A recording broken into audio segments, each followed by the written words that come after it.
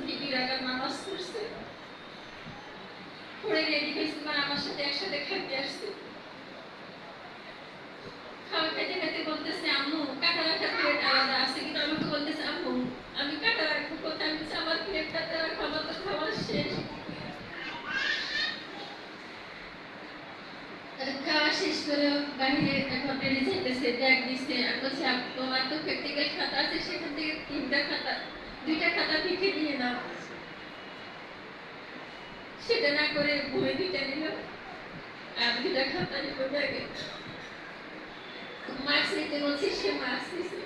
Touch মোবাইলটা রেখে গেছে, আমি তো সেটা রাখি যাও, বাটনটা নিয়ে যাও, ওটাকে সার্চ করে ছোট বাটন মোবাইলটা নিয়ে গেছে সাথে করে।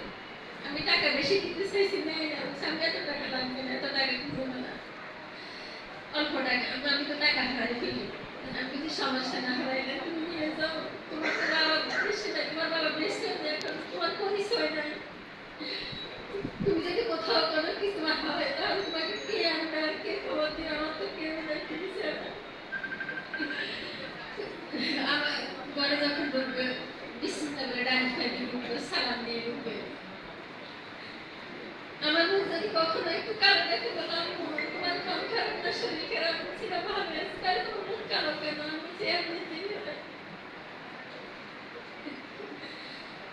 তারপর যখন দরজা থেকে বের হয়েছে, বলে আম্মু আমার তো দেরি হয়ে যায়, আমাকে যেতে দাও। আমি বলছি, তুমি একটু দাঁড়াও, আমি অজু করে দিচ্ছি।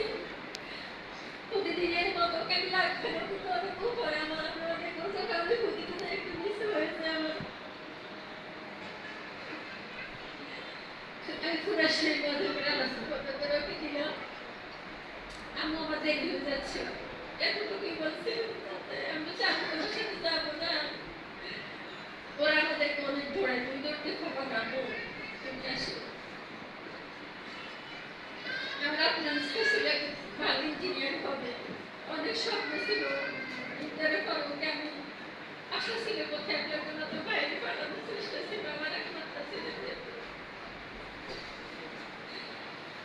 আমি রাষ্ট্রের কাছে, সকলের কাছে, সকল শহীদ পরিবারের পক্ষ থেকে একটাই দাবি,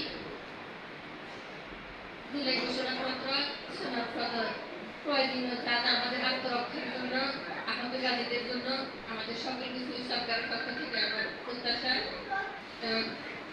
কোনো ইলেকশন হবে না, আমাদের শহীদ পরিবারদেরকে একান্ত যে মর্যাদাটুকু যখন যেখানে দেওয়া সেটুকু দিতে হবে। এবং প্রত্যেকটা ক্ষেত্রে আমি দেখতেছি ওই যে নির্বাচন অফিসের কথা বললেন, ওখানে আমার আইডিতে একটা ভুল আছে, আমি সেটা আদৌ সংশোধন করতে পারিনি।